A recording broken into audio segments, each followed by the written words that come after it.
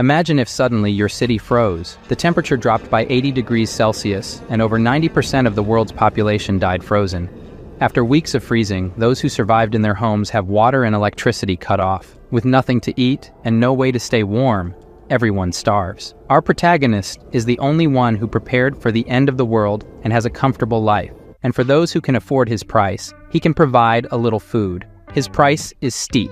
Yeah, boy. But not everything started well. The truth is, in the year 2050, a star explosion caused Earth to enter an ice age. Zhang Yi worked at a Walmart warehouse and thus managed to stockpile a lot of food. In the apocalypse, the girl he liked broke into his house with a group of neighbors and stole Al his food. She admits she tricked him into opening the door. On his deathbed, Zhang Yi swore that if he could find her in hell, he would get his revenge. For some reason, he returns 3 months back in time before everything happened. Surprised, he swears not to be a sucker for the girl anymore, to take revenge on those who deserve it, and to see his neighbors suffer, and to enjoy it as well. There are 3 months left until the extreme cold arrives. His priority is to stockpile everything he needs before the end of the world and build a safe house. As he pondered how to start his plan, a bright light passes through his eyes, and, instead of blindness, he discovers he can send things to a different dimension, like a game inventory. His idea is to accumulate here an entire supermarket of food, so he never has to worry about food and drink for years.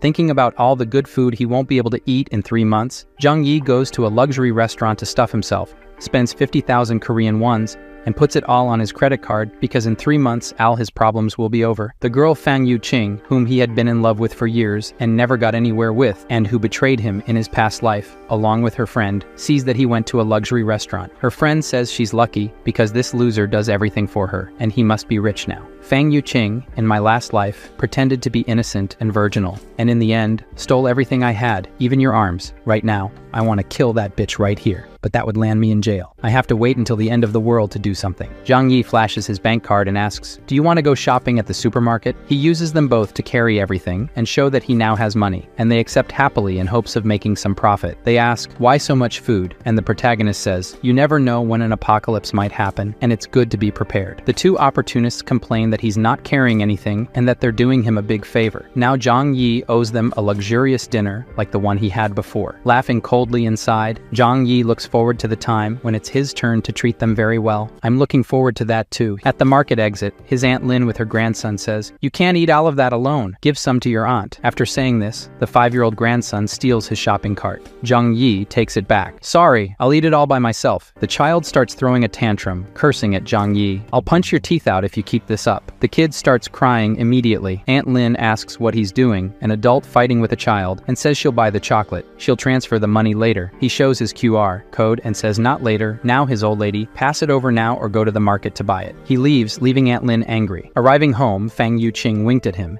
and the two told him not to forget about them. "I slammed the door in those bitches' faces." After sending the two away, Zhang Yi put all the purchased food in storage space to see if it spoils over time. He still has a lot to do, building an impenetrable fortress with heating devices and medical supplies. It would also be great if he could get some weapons. There are 3 months left until the Ice Age. By then, he has to sell everything he has as quickly as possible and get more. The next day, looking at the storage space, he checks the freshness of the food and discovers that living creatures cannot be stored, but the food remains as fresh as when he stored it. Knowing this, Zhang Yi picked up his phone and contacted the best local restaurant, ordering 500 full meals for delivery. He explained that he would be hosting a 3-day, 3-night feast, so he needed so much food. His next step was to find his property deed and go to the bank to mortgage his apartment. Considering that after the apocalypse, money would become worthless paper, Zhang Yi decided to take out a loan with his apartment as collateral. In 3 months, he would make the payment for this loan. The manager warned that the interest rate would be a bit high, but upon hearing this, Zhang Yi rubbed his hands together, indicating that it didn't matter if the interest rates were high. He got 9 mil ion and would pay 30 mil ion in 3 months or lose his house and car. Next, he went to the best security company. A business manager approached and asked if he needed help. Zhang Yi shared his idea of building a safe house for the apocalypse. The business manager presented various plans for the protagonist to choose from, but he was not satisfied with the ones presented. He declared that the house should be reinforced with aviation materials. The balcony should use bullet-proof glass, in addition to adding an air filtration system and a 360-degree blind spot-free monitoring system. The front door should be made of the same material as bank vault doors. Additional why, he asked the manager to find a way to obtain some weapons. The business manager was surprised by these renovations and the need for weapons. He could get everything except the weapons. Zhang Yi concluded that this would turn the house into a fortress. The final plan cost 8 mil ion, and after paying the deposit, he asked them to start the work immediately. Next, he needed to obtain some weapons for self-defense. He called the owner of a hunting club and managed to get some crossbows as weapons. As soon as he returned home, the 500 full meals he had ordered also arrived on several trucks. This caught the attention of many people in the neighborhood, as they were delivery trucks from a 5-star hotel, which would cost at least 1 mil ion or so. After some time, Zhang Yi's house was filled. Wasting no time, he put everything into storage space. Basically why, he wouldn't need to worry about food for years of his life. The next day, the security company workers came to start building the safe house. This scene attracted the attention of many neighbors, who mocked Zhang Yi, asking if he had taken the wrong medication. However, he didn't care because he believed that when the end came, they would find out who was the joke. Next, Zhang Yi went to the manager of the company where he works and bought a portion of the medicine supplies, offering double the market price to have priority to buy everything, even what was already sold to other companies. Then, he transported these things home, little by little. His recent stockpiling activities also caught the attention of Fang Yuqing, who asked if something was about to happen, mentioning that she had been thinking a lot about him recently. The protagonist didn't want to respond to Fang Yuqing's fake concern, leaving her angry. Zhang Yi, the suck-up who used to do everything she asked, suddenly started ignoring her. His best friend simply laughed at the situation. She stated that if something big was happening, the country would definitely notify everyone. All she has to do is win over the nouveau riche Zhang Yi, so they can benefit. After weeks, Zhang Yi's safe house was successfully built. The company also installed surveillance systems on every floor of the building. Zhang Yi was very pleased with the service. Now only one last batch of supplies was about to arrive. Several trucks of drinking water arrived successively. One of the delivery drivers was his Uncle Yu, who lives in his neighborhood. He seemed curious as to why his nephew ordered so many gallons of drinking water. In his past life, Uncle Yu was one of the few good people to Zhang Yi, so he whispered to his uncle, "The weather this year is going to be very cold. You should stock up on supplies to prepare as soon as possible." Hearing this,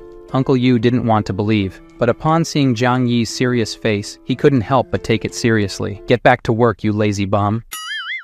In the following weeks, Zhang Yi spent his days spending his money, stocking up more and more supplies, and training with the bow and arrow every day. With only 3 days left until the extreme cold, the weather was already abnormal. The final moment arrived. Zhang Yi, at his job, where he is the stock supervisor, made tea and invited Al, his colleagues, for a drink. After they drank, an hour later, they all passed out. After turning off the surveillance cameras, it's his time to calmly steal Al the resources from the Walmart warehouse: fuel, food, and equipment. He quickly empties the warehouse. One of the boxes caught his attention: cold resistance equipment that had recently been purchased by the company. They could withstand temperatures of -100 degrees.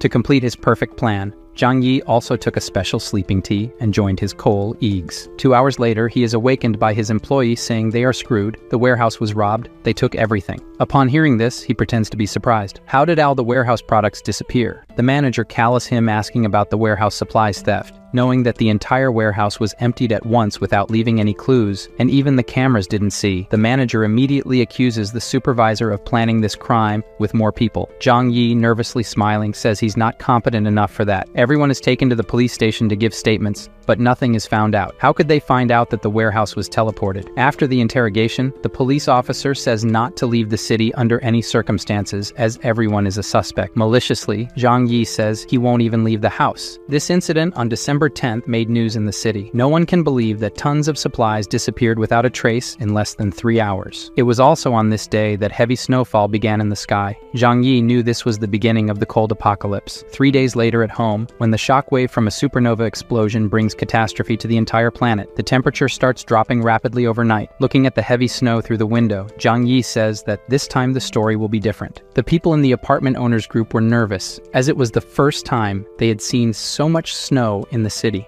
Observing everything in the building group, Zhang Yi knows that for many people, this was the first and also the last time they saw snow. In his past life, the heavy snowstorm lasted for 3 whole months and the temperature kept dropping, causing many people who had not stocked up on food beforehand to freeze to death. On the second day of freezing weather, the heavy snow at the residential area entrance had already accumulated to a height of 1 meter. Even if people turned the heater to the maximum, they still trembled from the cold inside the house. However, Zhang Yi, who had prepared several pieces of heating equipment beforehand, was comfortably warm and comfortable. After a good sleep, Zhang Yi was awakened by the noise of the phone. It was a call from the naughty Yu Qing asking if Zhang Yi knew about the temperature drop when he stocked up supplies every day in the last few months, and why he didn't even inform her, who likes him so much. Now she's freezing cold and eating instant noodles. Hearing this, Zhang Yi laughed and hung up the phone on her face. The damn girl got angry on the other side. She then shamelessly sent a text asking for food,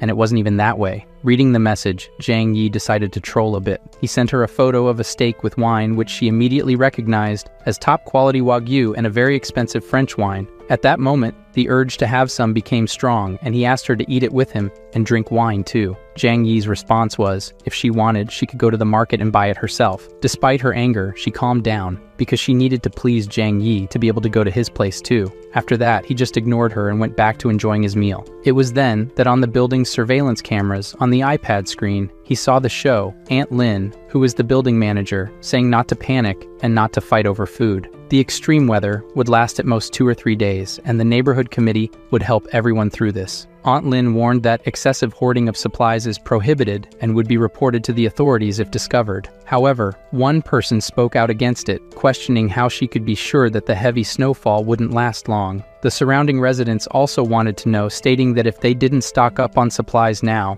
Aunt Lin would be responsible if they ran out of food. Aunt Lin then stated that the neighborhood committee would take responsibility for this issue, then pointed to Zhang Yi to divert attention just to tell him not to cause trouble. He didn't care about the threats and went back to his super safe house. A week passed and the snow outside kept falling. Aunt Lin asked the building group for Zhang Yi, who is young, to clear the snow from the building's door. He says it's useless to clear because it would be like trying to dry a river with a bucket. By refusing Aunt Lin's request to clear the snow, Zhang Yi suggested she ask the rich people in the neighborhood for help. She was furious and clearly just trying to pick a fight. Angrily, she said that on behalf of the neighborhood committee, this is an order, and whoever opposes the orders will be blamed by the neighborhood committee for the problems. Questioning why Aunt Lin didn't call the rich people in the neighborhood to do the heavy lifting, he proposed that Aunt Lin ask Chen Zheng how to clear the snow. Chen Zheng is a construction boss. He has employees for that, and Xing Song is a rich guy and can afford to pay if he doesn't want to help like everyone else. The authority of Tia Lin in the group was shattered, and upon reading the messages, Lin, cursing, decided to call both members of the group to clean the snow together, tagging them in the chat. Upon seeing the message, Chen Zheng immediately got angry with Tia Lin and with Zhang Yi for acting as if he owned the place. Xing Song sent an audio message in the group saying he was busy working hard and sent a photo to show how busy he was. Tia Lin was furious with the rich guy's response but didn't question anything. She just accused Zhang Yi of causing this confusion. Zhang Yi didn't bother and ignored the rest. Tia Lin was so furious that she called Zhang Yi personally to complain. He threatened her that if she kept talking nonsense and bothering him, he would kill her. Trembling with fear, she hung up and didn't say anything else in the group. While he was eating, a loud noise came from the front door, and Chen Zheng outside shouted, "You were acting all high and mighty in the chat, putting others against me in the group. I'm going to kill you now, punk." Zhang Yi grabbed his bow and went to the door, while Chen Zheng was kicking. Magically aiming through the door opening, he asked about who would kill whom first. Zhang Yi hit Chen Zheng's shin with an arrow. Through the peephole, he saw the arrogant guy on the floor, groaning in pain non-stop. No one would imagine that a silly and naive boy, an honest person, would have the courage to react like this. Chen Zheng didn't know that this was just the beginning of Zhang Yi's revenge. With the cold temperature, Chen Zheng could die if not treated in time. He would slowly die from infection, and weak would die from the cold. Struggling to reach the elevator, he didn't imagine that this kid he had seen 3 times in his life would do this to him. The truth is that Zhang Yi wanted to kill him at once. Realizing this, he got scared, grabbed the phone, and called an emergency, but because of the snow, any assistance was impossible. So he treated himself, taking advantage of the cold and numb leg. He removed the arrow himself, then picked up the phone again to threaten in the owner's group, telling Zhang Yi to watch his words. "Chen Zheng will kill you." Fearlessly, Zhang Yi responded confidently, "Come here again, and I'll kill you."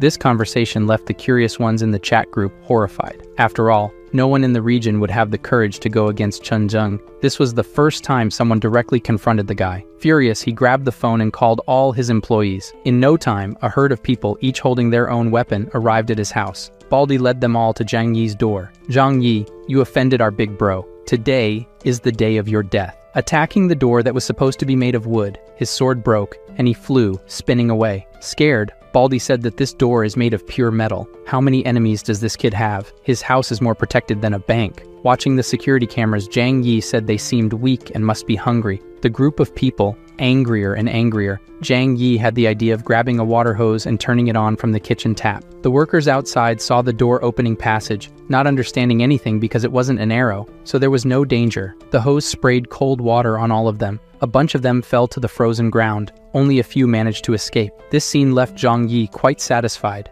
In this freezing cold, cold water is more dangerous than weapons. In Chen Jing's house, 3 of them who escaped huddled together, trembling with cold. He angrily asked, "What happened?" An entire group couldn't catch a boy. The 3 explained that Zhang Yi was very clever. He put a burglar-proof steel door in the apartment. He sprayed cold water on all of us through a hole in the door. Chen Jing said he can't hide there forever. Put some men to guard his door day and night. When he needs to leave the house, get him and bring him. At the building's entrance, Uncle Yu led some people to clear the snow at the residential area's entrance, planning to dig a path to the supermarket to restock food. But they realized that, as Zhang Yi said, they couldn't dig as fast as the snow fell. After a while, they gave up and prepared to return. Watching this, Zhang Yi said that human power can't beat one of this size. Even though the television is reassuring all citizens that the country is winning the snow disaster, Zhang Yi is the only one who knows that 95% of the global population froze to death in this snow disaster. His lifelong passion sends a message asking if he's okay. If she didn't know the truth, she could be here with him in luxury. Zhang Yi says he's fine. She says she's out of food and reminds him that he bought a lot of stuff. "Give me some, and later I'll invite you to dinner here." Slyly, Zhang Yi sends a photo of a lobster and says it's already being served for dinner. Seeing this, she gets annoyed, thinking that's why he's single. His chances with her are over now. Her best friend takes the opportunity to send a message too, saying,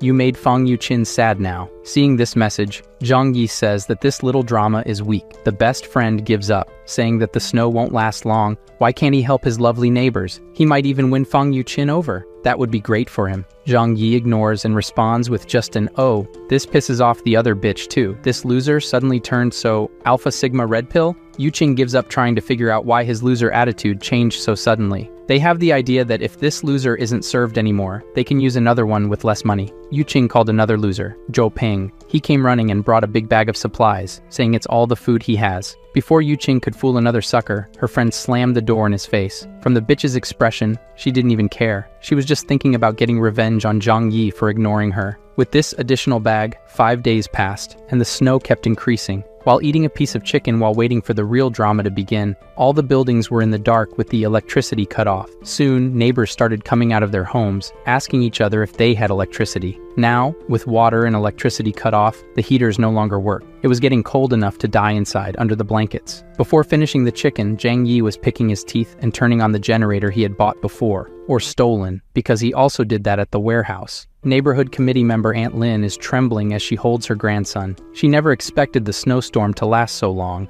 A message arrives in the group that only she has. Someone saying that this is a global snowstorm that occurs once every 100,000 years. We could be on the brink of a mass extinction event. Several important cities in the country have already been affected. Everyone must stock up on more supplies. Reading this, Aunt Lin was shocked. She never imagined the snow disaster would be so severe. Then she thought of a plan. She needs to make all residents give up their food before they receive this news. Aunt Lin posts a message in the owners group saying not to worry. This disaster is temporary. Workers are currently repairing the water and power interruptions. The authorities have issued an order. Because of these extraordinary circumstances, the neighborhood committee will manage all property owners. Those who do not cooperate will be arrested and interrogated by the police. Seeing this message, everyone becomes dissatisfied, especially Chen Zheng. But even if he is influential, if it's a police order, he has to obey. Meanwhile, Tialin continues in the group chat. Due to the seriousness of the snowstorm, the neighborhood committee has decided to collect all supplies from each owner and distribute them equally to everyone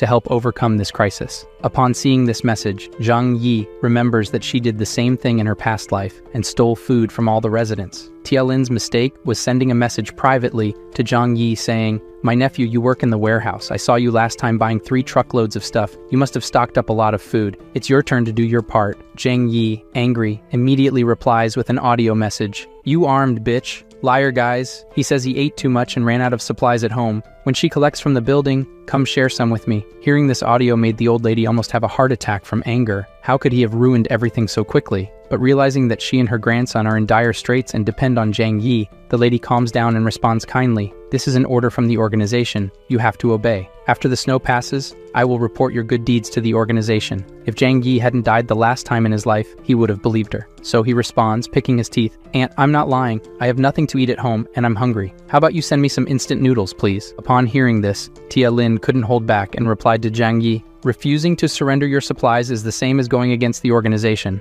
I will definitely report you all." Zhang Yi dismissed her and said she was nothing. This made Tialin so nervous that she slammed her phone against the wall, furious with Zhang Yi just like her. After not getting any advantage, Tialin focused on the other owners. If she could deceive some of them, it would be enough. 2 days later, with Tialin lying, several owners sent their supplies to the old lady's house. Seeing this situation, Zhang Yi thought that everyone was stupid, believing in someone in this post-apocalyptic world. After so long, the whole world must be in chaos. Not enough food. People could only wait to starve to death or hunt for food. Many owners began tagging Tialin in the chat, asking about the supplies that were supposed to be distributed equally. "Many of us have no food at home. I want food, or I'll eat you, Tialin." The crooked trustee responded to the demands, mocking, "You idiots. These supplies were obtained through my hard work. Why should I give them away?" At that moment, her phone rang and, seeing that it was Chen Zheng, she began to sweat cold. "What do you want with an old lady?" Chen Zheng said coldly. "Tialin, you really tricked and took everyone's supplies to your house." She pretended to be innocent, saying it was the arrangement of the community committee and that she was just doing her duty. Chen Zheng then said that this is perfect. 10 of them are waiting for her to distribute the supplies. Hearing this, Tialin tried to argue, saying, "These supplies have not been sorted yet. Some owners have not yet handed in their supplies, so we cannot start distributing them yet. So, alright," Chen Zheng, along with his starving companions, stormed her house. There is no more law in this chaos, and he smacks the old lady in the face. Today, he will be the justice. Meanwhile, Zhang Yi watched everything on the surveillance cameras, calmly eating a sausage. He also had the idea to record the action at Tialin's house and share it in the building group chat. Seeing that they were going to take all the food and leave nothing behind, she tried to stop Chen Zheng. "Some of the supplies here are the ones I personally stocked. Without these supplies, how will she and her grandson survive?" Chen Zheng said, "Fuck it," and kicked the old lady. The grandson, in shock, grabbed a bread knife to defend his grandmother, and he stabbed a guy's dick. After feeling the pain, the worker kicked the boy in the chest, while others laughed at him. Chen Zheng didn't show concern for this, and even said that this is what she deserves for deceiving us. "We are just delivering justice." Through the residents group,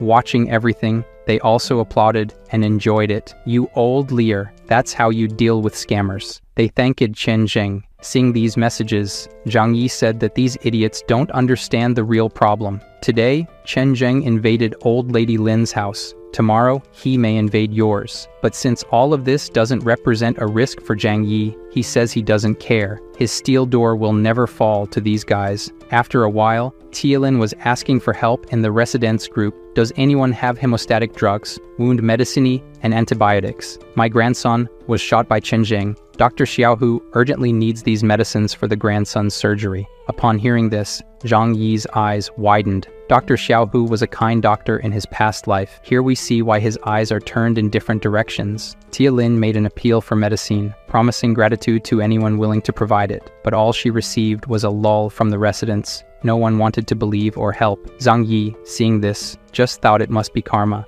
Outside, the snowstorm lasted for over a week, paralyzing practically everything with snow, covering the entire ground floor. Even if the boy was saved by the doctor, would he live without food? Many people have heard from the news that this was a global snowstorm that occurs once every 100,000 years. The whole world was almost buried in the snowstorm. In some northern cities, the temperature dropped to less than 100 degrees C. Many residents who tried to evacuate to the south ended up freezing to death on the way. In the residents group, Tia Lin started asking for help again. "My dear grandson has been hungry for 2 days. He's just a child. Are you going to sit there and watch him die?" She was willing to pay for the supplies. Seeing this, the residents started selling packs of instant noodles for $2,000, and then they helped her grandson. Zhang Yi, as always, watching everything, found it amusing. People don't understand the apocalypse in front of them. Soon, they will have to eat money. As a rich person and knowledgeable about things, Xingzong started buying food from everyone who sold it for a lot of money. He knew very well that you can't eat money in this apocalyptic world.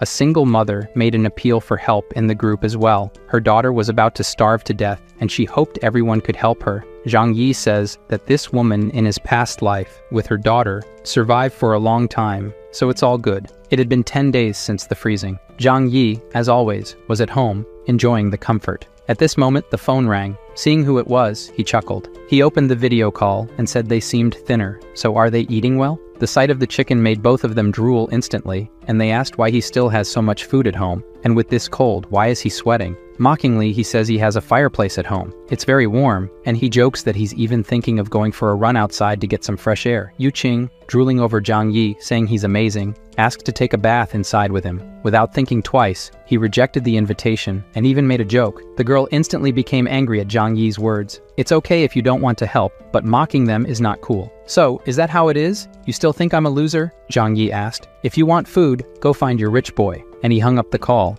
On the other end, Yu Qing got so pissed off that she threw her phone on the ground. Her loser wasn't a loser anymore. Her best friend still praised Zhang Yi. This guy is awesome. It's her loss for not enjoying the stuff at his place right now. He's better than the rich boys they used to hang out with. The two ended up in a fistfight because the girl wouldn't accept being called dumb. Meanwhile, the government stopped hiding the news of the snow disaster and issued a TV announcement. To meet everyone's electricity needs, power supply would only be available at night, and even then, the voltage would be sufficient only for low-power devices. Currently, all major power plants are shut down, and electricity is scarce. Everyone should use only their cell phones and a lamp or two. No electric showers. Everyone now knows that the ice disaster has no end date. After fighting for 10 minutes without losing their friendship, Yu Qing and her friend decided to be more direct. Yu Qing picked up the phone and called the loser, Zhou Peng, telling a story about how Zhang Yi wanted to tarnish his purity just because he had food. Zhou Peng, pissed off upon hearing this, said Zhang Yi was a scumbag and needed to be taken down. Seeing that Zhou Peng was furious, Yu Qing went further and misled the loser into going to rob Zhang Yi's house now. In no time, the three of them were at his door, each with a kitchen knife hidden, knocking. Watching everything through the cameras, Zhang Yi saw the ultimate loser and knew none of them had any idea about the cameras. They knocked and asked to exchange the medicine they had for food. Angry at their attempt to trick him, Zhang Yi decided to be aggressive. Grabbing the hose to spray water on them and end the problems, he changed his mind when he saw the accumulated trash can. His idea was obvious, but magically, I don't know how, he with the hose sprayed sewage on the three, leaving everything full of garbage and saying that's the food they deserve, they can eat. Zhou Peng, furious, struck the door but didn't scratch it. His hand was hurt. Laughing it off, Zhang Yi said through the speaker that the door is made of steel and they can't open it. After a while, Zhang Yi gave up on them and went to sleep. However, he suddenly woke up to the sound of a gunshot. Even though he knew that sooner or later the law of the jungle would be put into practice, the sudden shot still startled him. Checking the surveillance camera images on the tablet, he realized that Chen Zheng and his employees were going from house to house, stealing supplies. Many met the same fate he had in his past life during the apocalypse. He even sent photos of what he could do to the building groups, and claimed that he now controlled all the buildings. Watching the situation through the surveillance cameras, a new group was formed,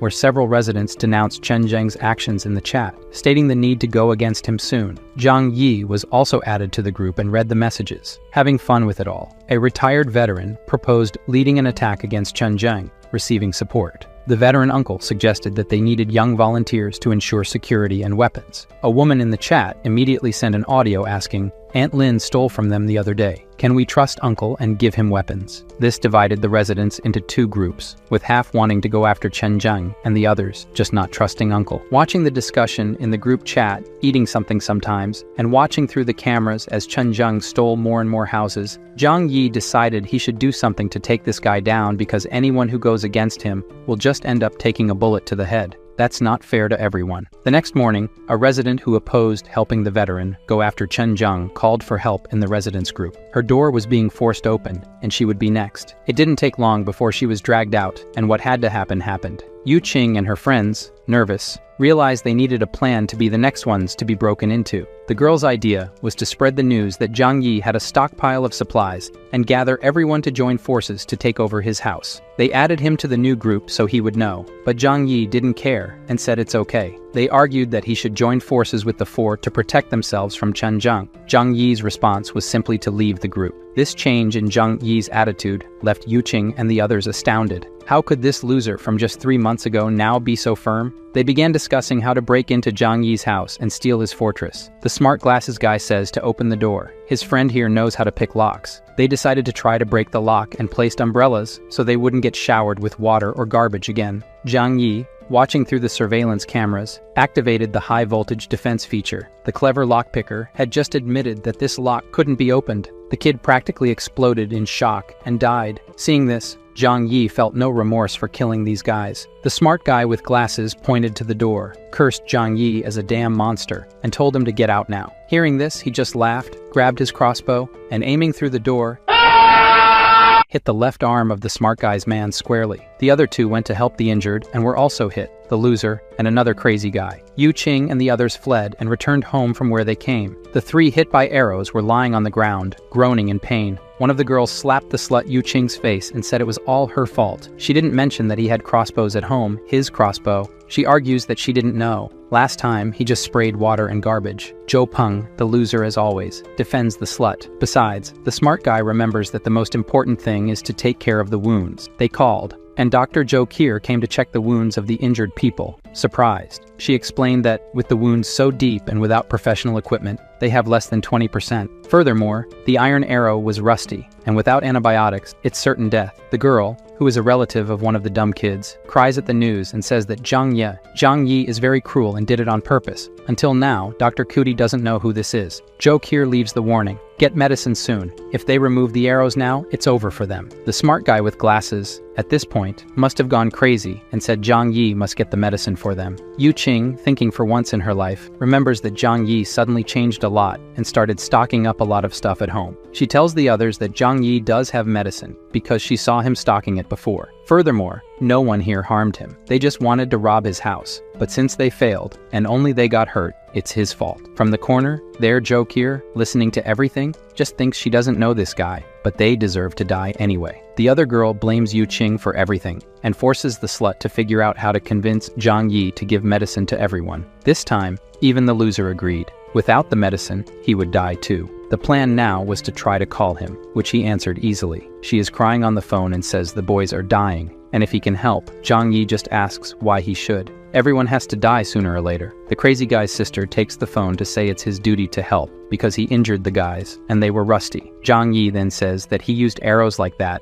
just for them to die anyway. To add insult to injury, he even says he won't help, but Yu Qing can come live with him. At that moment, the girl takes the phone back and says yes, he's yours from now on. Do whatever you want with her, says Zhang Yi. Her blood-sucking friend says to take her too. Zhang Yi says, just come, you can come now. He starts running right away to go. Her friend tries to pull her, and she just gets a push. Get away from me, you bitch, the cousin of one of the boys says, then gives her another slap in the face and calls her a schemer. As always, the slut looks at Zhou Peng, too much of a loser, and asks for his help. He has to make them let her go and be happy with Zhang Yi. She also says that Zhou Peng is a good man, but he's poor and weak. Zhang Yi's brother is the one who can make her happy now. The kid even falls in pain now. She bolted, trying to go to Zhang Yi's house, but the others stopped her. The reason is that everything is her fault, so Yu Qing doesn't have the right to thrive alone. Dr. Zhou Qier reminds them again that without medicine, it's certain death, and leaves. One of the injured kids, the smarty there, says they should go ahead with the plan to spread the word that Zhang Yi has plenty of food. The smart one says that when Chen Zheng and the others take Zhang Yi's house, they can get medicine.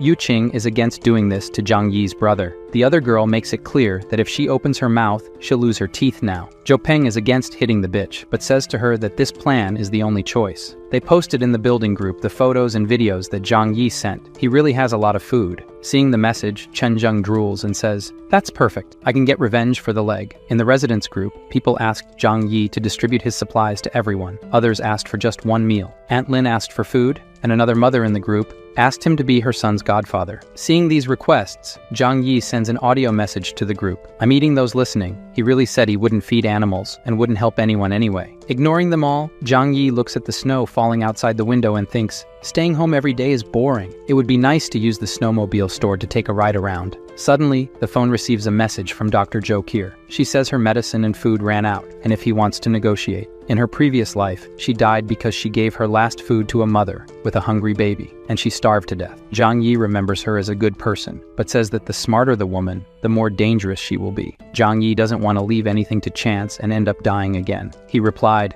"I can provide supplies, but you need to trade something for them." Seeing the message, Jo Kier says he can give her food for participating in a consultation with her. Look how cute she is, thinking she doesn't even know this guy. And now, Zhang Yi says instead he can provide medicine and food, but she needs to do him a favor. Zhang Yi needs her to be his spy and inform him of the residents' plans. The deal is that, accepting it or not, it's her choice to follow the crowd and die like everyone else or stand by his side. She wonders for a moment if this is right, but decides to accept. The first step is taken, guys. Our Zhang Yi has a lot of food, but lacks food, doesn't he? Then the smart guy with glasses sent a final threat. "Zhang Yi, where are you? Last chance, are you going to deliver the supplies or not?" Seeing the message, Zhang Yi trolls in the group, saying that his food just ran out. The wounded smart guy threatens him, and soon, Chen Zheng makes a group without Zhang Yi, planning to join together to steal everything he has. Jo Kier and Uncle Yu are in the group and decide to warn Zhang Yi about it. With that, Zhang Yi is sure that Dr. Jo Kier was cooperating with him.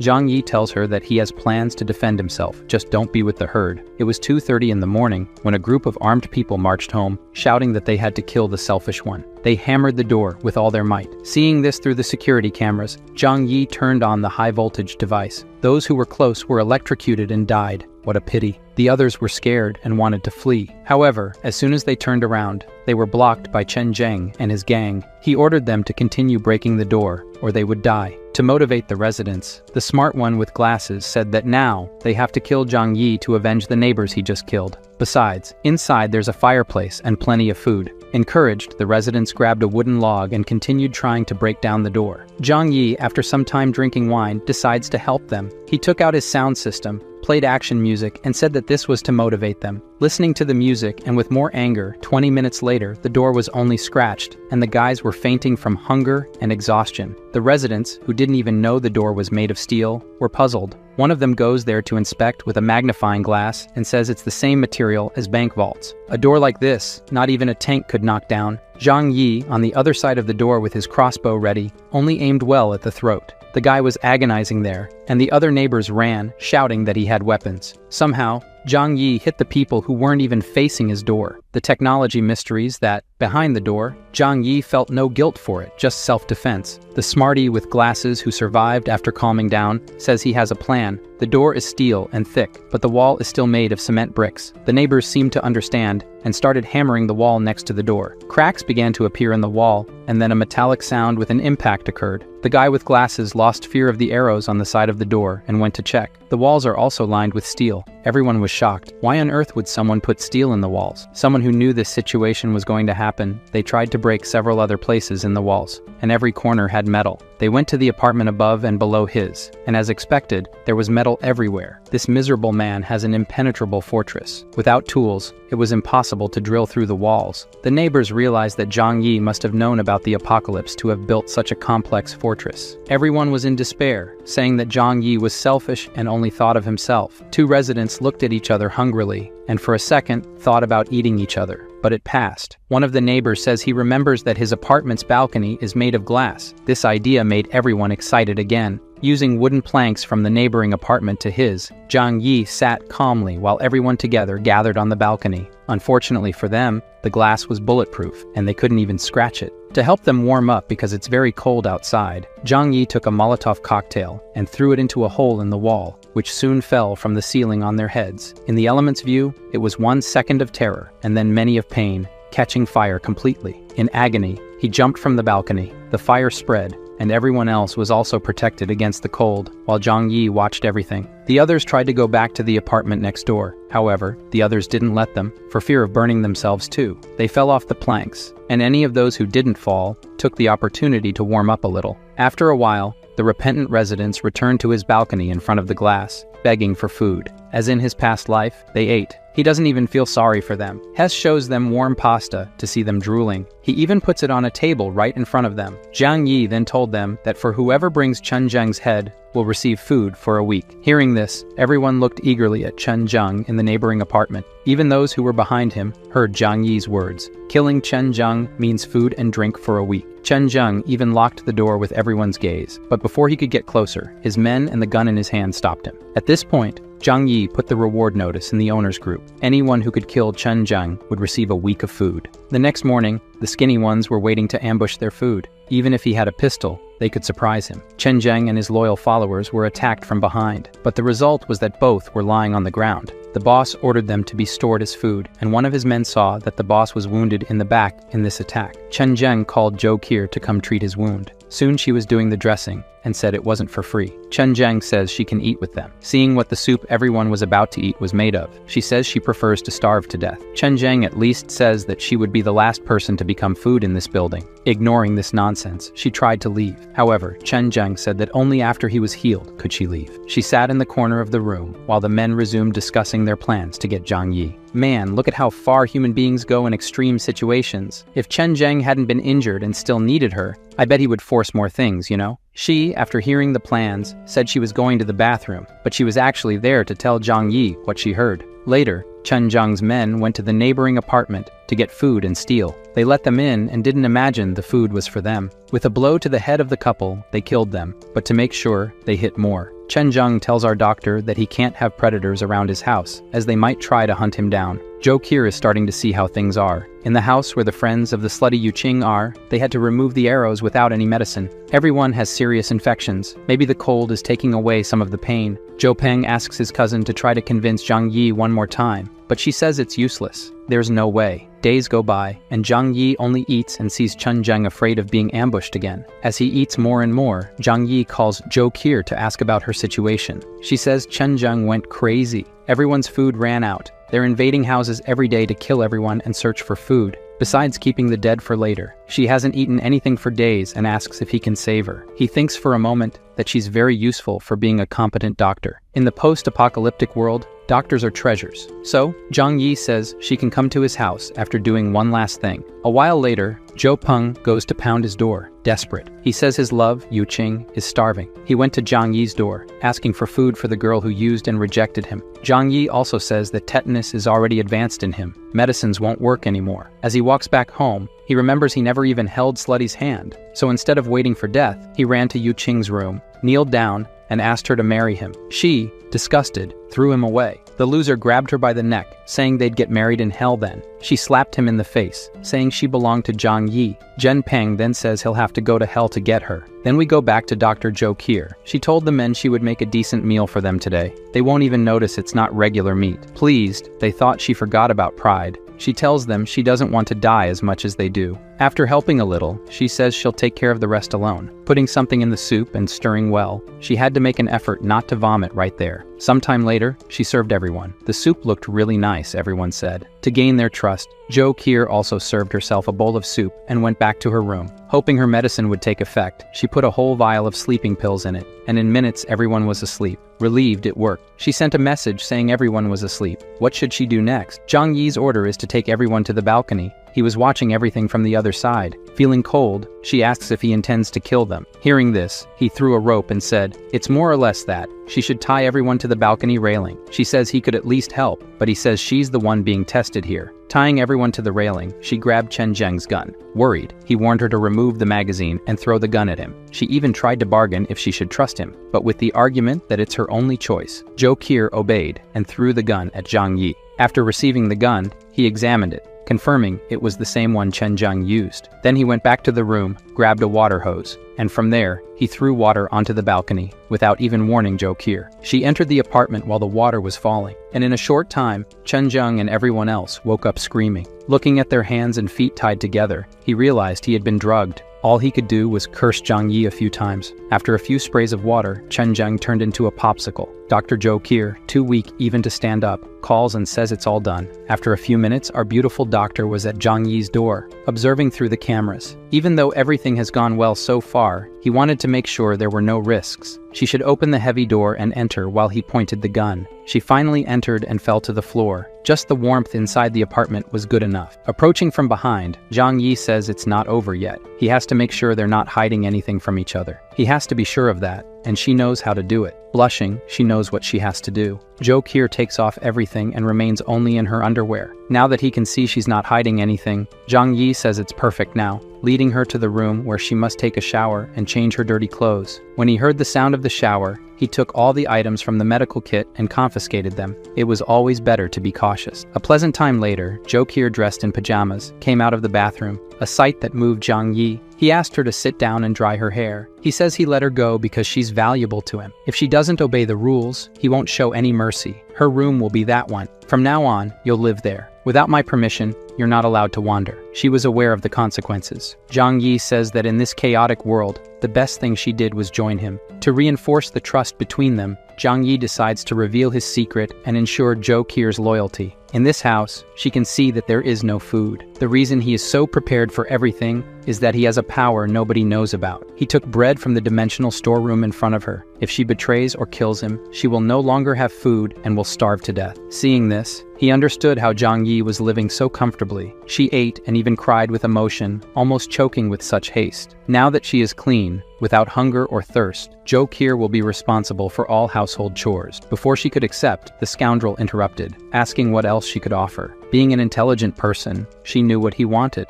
Zhang Yi's eyes even widened with the sight. Besides companionship and help with the tasks, now they would be a couple. Like any couple, they would have their moment of exercise together, and our beautiful doctor, Zhou Qiu, would have plenty of food. The next day, looking at Zhou Qiu still sleeping, Zhang Yi says she must have been very tired from last night. Having a woman around when they can't leave the house anymore is very pleasant. She dressed, and they went to have breakfast, a life with more luxury than before the apocalypse. Zhang Yi threw one of the special cold coats to her. Going outside, Zhang Yi said she still has work to do. He handed her the baseball bat, even though she helped freeze the guys outside. Now Zhou Qiu must go there and destroy the frozen bodies. Without explaining why she went there without hesitation and started to bash the popsicles. Meanwhile, Zhang Yi filmed all the hard work of the doctor. Not caring about being filmed, she continued to hammer. The purpose of the recording was to send it to the residents group and show everyone that Chen Zheng, the guy who was terrorizing everyone, is now in pieces. The people in their homes didn't even think to criticize or ask why the doctor was there. They just praised and celebrated. Pleased with how things turned out,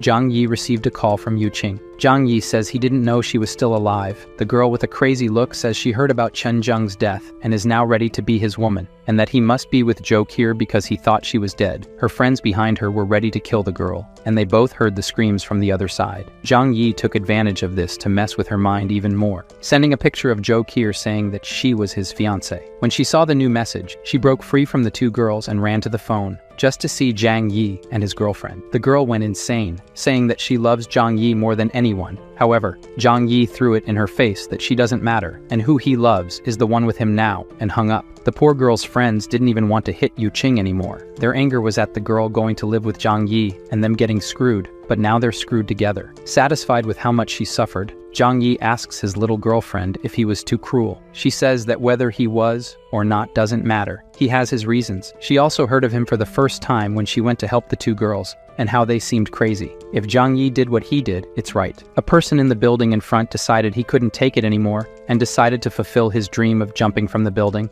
but that didn't even impress the two. Shortly after Zhang Yi's phone rang, on the line was his uncle Yu, happy. Zhang Yi says it's great to know he's okay. He survived everything thanks to the supplies he saved from Zhang Yi's warning. Furthermore, now he is with Shi Limei, the single mother from before. Her son is sick, and they need medicine. Of all the people, Uncle Yu was the only person Zhang Yi would help, so he told him to come get the medicine later. After telling Zhou Qiu about his uncle and having his juice, someone was knocking on the door. Checking the security cameras, he saw it was his uncle and Shi Limei. That's all they had. He didn't even open the door. He threw the medicine through the opening in the door onto the floor. His uncle thanked him for the help, but the woman wanted more than that. She knows he has a fireplace and asked to come in. Her baby needs to warm up. At this point, Zhang Yi says it's screwed. He didn't want to hurt Uncle Yu, but above all, safety comes first. He lied that the coal ran out, and now he and his girlfriend have 7 or 8 coats to keep warm. Uncle didn't want to bother Zhang Yi anymore, but the woman insisted more and more on coming in because they couldn't if Zhou Qi the doctor was with him.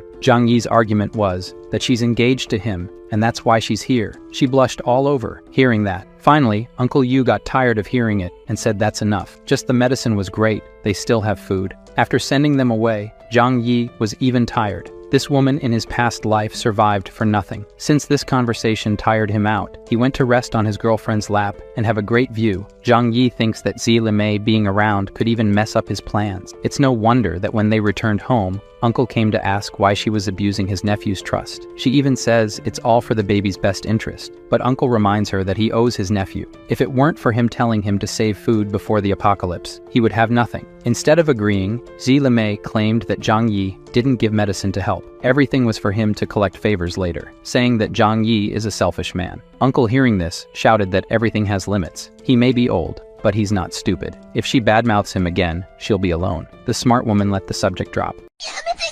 The following morning, people from another building dug a tunnel under the snow to Zhang Yi's building. Everyone they encountered was seen as enemies, and the first unlucky one received a single shot and flipped over. They were aware of the sturdy door and brought dynamite to open it. One of them lit it, ran, and the damage from the explosion was done. The absurd noise of this explosion woke Zhang Yi up, and he quickly went to check what was happening. Through the cameras, he saw construction workers who lived nearby. They came to check, certain that the explosion would destroy the door, but nothing happened. Angry at this attempt to take what he had, Zhang Yi retaliated maliciously. A grenade simply solved their cold problem. After warming them all up, Zhang Yi used his Glock and put several to sleep. His bullets were running out because his ballistic supplies were few, and this confirmed to him that people from other buildings must know about his stockpile and are coming after it too. These explosions and shots left our lovely doctor frightened. After all, there's only one place in the world where it's normal to hear these noises every day. Embarrassed, she disguised it and went to do her job. Now it was clear to Zhang Yi that he should take action. In the residents group, everyone was asking about the noise from before. Zhang Yi, smart as always, said it was residents from another building who tried to blow up his house and were soon going to rob the others, but he kicked them out of the building and some from this life. Everyone thanked Zhang Yi for this. He called his uncle to get more information. This group that came now is from building 26 and is led by someone named Huang Tianfang. The uncle's information is that he did the same thing Chen Zheng did in this building, overturned the residents, took control of the place, and also stole food. Zhang Yi made it clear to his uncle that he overturned many, so they will come back for revenge and try something, so they must unite the neighboring residents and defend themselves. Then, speaking only with Zhou Qi, Zhang Yi said that the neighbors, if given the chance, will stab him in the back. She must take on the mission of gathering information about the other buildings groups together with Uncle Yu. Only 2 days passed, and now she was dressed as a maid and reporting everything her intelligence service found out. Stop looking in the wrong place and pay attention. Zhou Qi explains that the strongest groups dominating the neighborhood are the group from building 26 that came here 2 days ago, and another group from building 21. Still, a group from 2 other buildings must have strength, but they haven't done anything yet. With just this, Zhang Yi deduced that the residents of the other buildings have already turned on each other instead of uniting and are no longer a threat. Grateful for the good work, he tells her to continue collecting information, and for some reason, she blushes, perhaps thinking something else would happen. The same group from building 26 returned to the building, and this time they started overturning people from the other apartments in the building and left the message that until Zhang Yi leaves, all the building's residents will die. Soon, this news spread and disrupted our couple's exercise. The building's residents were demanding that Zhang Yi take action. Seeing this, that anger returned. He sent texts and audio messages saying that everyone's life means nothing to him, and they must defend themselves alone. Shortly after, Zhang Yi called his uncle, saying that now it's his turn to shine. In the building group, he said that the gang from building 26 is only 20 people. If they join forces, they can fight against them. Speaking, everyone agreed that they had to do it. He also said in the chat that he hasn't been eating well for days. The only one who is young, strong, and well-fed is Zhang Yi. He is the only one with the strength to lead everyone. With this, Zhang Yi sent a message in the chat that he can help everyone face the rival building as long as everyone follows his orders. Everyone said they accept following orders that don't endanger their lives. Calm in his home, eating better than us. Zhang Yi says they'll have to take the risks. Yes. Otherwise, they should just wait for the group from building 26 to come and kill everyone. With Uncle Yu on one side encouraging them to agree to follow Zhang Yi, they accepted to obey. To motivate the hungry, he mentioned that there are vehicles that can travel outside in the snow. If they confront the group from Building 26, he can fetch food for them. All the neighbors agreed to obey everything, even the most dangerous things, hoping not to be killed by the neighbors, and mainly to gain food. Now everyone agrees to put Zhang Yi as the leader of the building. Now that everyone sees him as a savior, Zhang Yi will make his first exploration outside. With his special cold vests and clothes, he won't have any problems. When Zhou Qian was about to say she would go with him, Zhang Yi said no. She should never leave the apartment, and he trusts her 100% to stay here without him. But as soon as he leaves, the scoundrel snaps his fingers and makes all the supplies in the apartment disappear. He descends to the 4th floor of the building, and through a window there, he manages to jump outside. So, the snow is already 4 stories high. Anyone who tries to walk here, ignoring the cold, would sink into the snow somewhere and perish. Fortunately, he had stored a snowmobile in his dimensional space. Someone in one of the buildings saw the scene. I don't know if they saw him pulling a snowmobile out of nowhere or just saw him riding it. Sometime later, he reached where he wanted to go, the Tianhui City Police Station. Breaking the glass, he entered without difficulty. His goal is to get more weapons and ammunition. Deeper into the police station, he found the officers on duty, without warm clothes or heaters. The first night of freezing was the last for them. Zhang Yi shows his respect for the officers and says they were once the heroes who protected the city. As he covers the bodies, he finds the keys to the place. With them, he can open everything here, even the weapons room. Upon entering the place, it's heaven for many people. There are all kinds of weapons and ammunition to choose from. He just put everything into his dimensional loot space. Zhang Yi says that now he needs to get food for his cannon fodder. He returns to his snowmobile and walks to where the shopping mall should be. Digging into the ground, he found the ceiling of the place. Breaking the glass and walking through the place, he stole everything that could be useful. In the supermarket, all the fruits were frozen solid by the cold, as were the meats, but this would serve those who don't even have land to eat. He threw into the bags what could be salvaged and returned to his snowmobile. Upon returning to his building, the leader of Building 26, watching him manage to go out and get food, was green with envy and eager to steal that snowmobile. Furthermore, all the residents of the building who heard the noise of the snowmobile also saw it. Uncle Yu saw that his nephew managed to return with more food. He was delighted. Zhang Yi made it clear to everyone that it was extremely difficult to go outside in such cold weather and find food buried in the snow. Uncle Yu shouted, calling Zhang Yi a hero. With this spoiled food and the gun in hand, he ordered that everyone who chooses to take food must be ready to obey his orders. The residents of Building 26, as expected, came after, saying to hand over the food or their lives. His first order was that right now, they will steal their food, go there and eliminate them. Everyone who makes a kill will receive food for 5 days. Just hearing that they could get 5 days worth of food, everyone went crazy and attacked the gang member from Building 26. They couldn't understand how the weak and fearful people suddenly went so crazy. They were overwhelmed. Zhang Yi and his fiancée watched everyone defeat the enemies and celebrate their victory. Some who survived fled back to Building 26. And the wounded on our side, Zhou Qian knew she could save them, but she knew she would need to spend medicines and food just out of kindness. She also gave up because she knew Zhang Yi wouldn't allow it. I ask here now, do you think Zhang Yi is a villain or just an anti-hero, or, I don't know, just does what it takes to survive? Because from now on, he starts to use all people in a very cunning way. He gathers everyone and congratulates them. Those who were MVP and had the most kills received their bonuses. This was premeditated to encourage everyone to strive for him. One by one, they obeyed the guy with a gun in hand and owner of the food. No one had happiness on their faces. But when it was the turn of someone Zhang Yi saw slacking off, he scorned and kicked a candy to him. He complained that this wasn't fair because he would only receive that. Zhang Yi questioned if he had the courage to complain still. The guy did nothing and just stayed behind, shouting and attacking. Those who received less food and were sad are now happy to know that there are worse off people. Trying to argue, Xu Hao said there were many people fighting and he couldn't find a way to join the fight. Zhang Yi made it clear he didn't care. Only results matter. Angrily, Xu Hao insisted that Zhang Yi was treating him specially. So Zhang Yi gave the order, and 2 neighbors held the discontented guy. He just shouted, asking what happens to those who disobey the boss's orders. After making it clears what happens to those who complain, the guy taken as an example had the candy in his hand. Zhang Yi stepped on it, grabbed the candy and the poor guy's hair, and made it clear that work equals food. No work equals no food. He ordered Zhou Qian to store the rest of the supplies, since everyone had taken their shares. In the middle of the crowd, he heard a familiar voice. Fang Yuqing and her bloodsucker friend were dragging themselves underneath. They said they hadn't gotten their food yet, and if Big Brother Zhang Yi hadn't forgotten about them, Zhang Yi, humble as always, said he hadn't forgotten about them. Zhou Qian stored the food, because there wasn't enough for the 2 of them. Fang Yuqing, crying, asked why he didn't like her anymore after all these years. With a slap, he told her to get away. He never liked her, and is now engaged to the wonderful Zhou Qian. One of the women said that she was a gold-digging slut. Zhang Yi agreed agreed, saying she always deceived rich boys to take their money. The guy, who had just been humiliated, said she had used him many times before. Then the other men said that if they had known she was selling herself before the apocalypse, they would have taken advantage too. After being humiliated so much, she fled. For some reason, two men grabbed the bloodsucker friend and dragged her somewhere else. By their expression and covering her mouth, I imagine they went to feed her. For her, Xu Hao, for telling about Fang Yuqing, received something better to eat, and now swore he would do better for the master. After the show,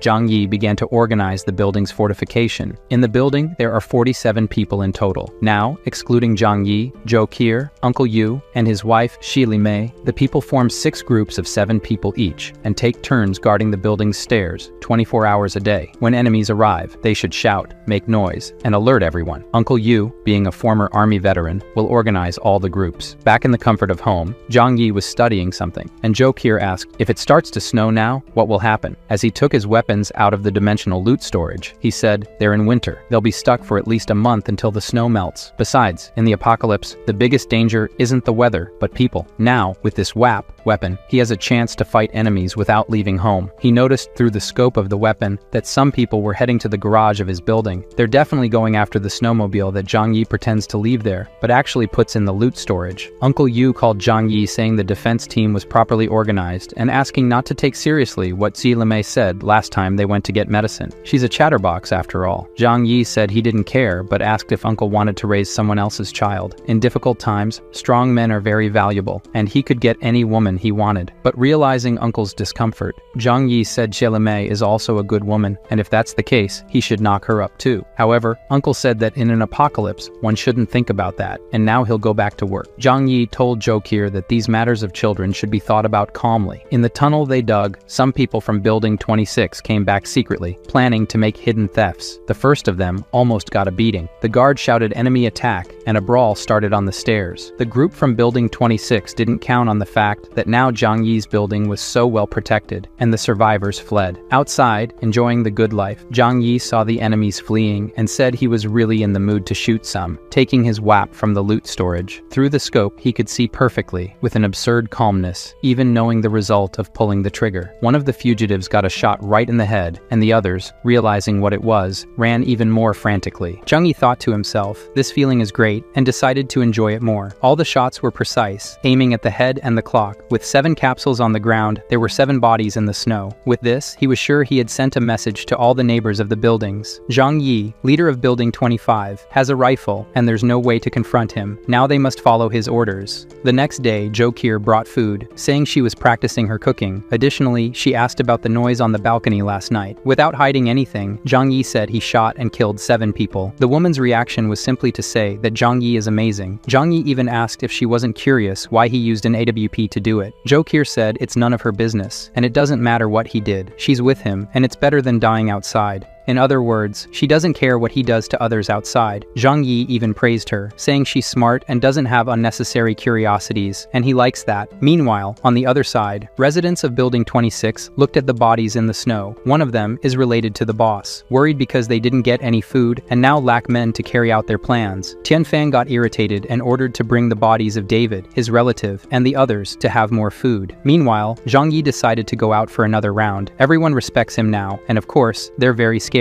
With headphones on and Uncle Yu on the line, Zhang Yi is now sure the building is safe. Meanwhile, the leader of Building 26 could only stew in bitterness. If he could get that motorcycle, he could go out to get cigarettes and food. Those who went before to look for the motorcycle didn't find it in the parking lot and were shot. Zhang Yi rode the motorcycle until he reached where he wanted to go, the district of machines and imported cars. The warehouses were so large that they hadn't been covered by snow yet. Breaking the roof, he descended with a rope and put everything in his infinite loot storage warehouse. Now these luxury cars have no value, but at some point, they might. The next step was to go to a gas station. He needs it for his generators and machines, including his snowmobile. Unfortunately, for him, the station was completely buried in snow. It was impossible to dig 10 meters. Frustrated that his plans didn't work out for the first time, he threw himself into the snow and thought about how good it would be to have gasoline for all his stored machines. It was thinking about that he remembered he also had a giant excavator stored. With the little fuel he has, he can dig and dig in the snow. It didn't take take long until he managed to clear a path to the gas station. Inside the place are the warehouse tanks of the station. Luckily, the fuel isn't frozen. All he needed to do was seal the tanks and store them intact in his loot storage space. For a moment, he realizes that with this and his excavator, he can dig and retrieve everything buried, and no one will be able to stop him. Meanwhile, in the building, a neighbor's child had a high fever. Joe Kier went to attend to the child, but couldn't do much because Zhang Yi always keeps the medicines. Uncle Yu brought leftover medicine from his girlfriend Zila Mei's son. He comforted the mother that everything will be fine. The child's fever decreased. However, Joe Kier reminded the mother to keep an eye on his condition. They had barely stepped away when they heard a scream. Aunt Lin attacked the baby, and in the impulse to protect her son, the mother intervened and got shot. Joe Kier managed to grab the baby for a few seconds. Aunt Lin went crazy, saying that because they didn't help her grandson, he didn't survive, so no one has the right to have children here anymore. The lovely Joe Kier, determined to save the child, ran with him through the stairs. Aunt Lin managed to grab the doctor's leg. Like the mother, she protected the child with her body. Aunt Lin was determined to kill everything in her path. Uncle Yu kicked Aunt Lin and threw her down the stairs. He arrived just in time to save the boss's wife. He wouldn't forgive himself for failing to keep everything safe in his absence. Aunt Lin was furious with all of them. Uncle Yu made it clear that Zhang Yi eliminated Chen Zheng, and that's why everyone is safe. Additionally, Joe Kier recounted that after Chen Zheng was gone, she begged Zhang Yi to give medicine to her grandson. However, when she went to deliver it, she found out that Aunt Lin herself had killed her grandson to eat him, leaving the old woman screaming in denial. The men who came with Uncle Yu said that she must pay for her evil deeds, and they can help. According to them, fat burns well, and it's been a long time since they had a good bonfire.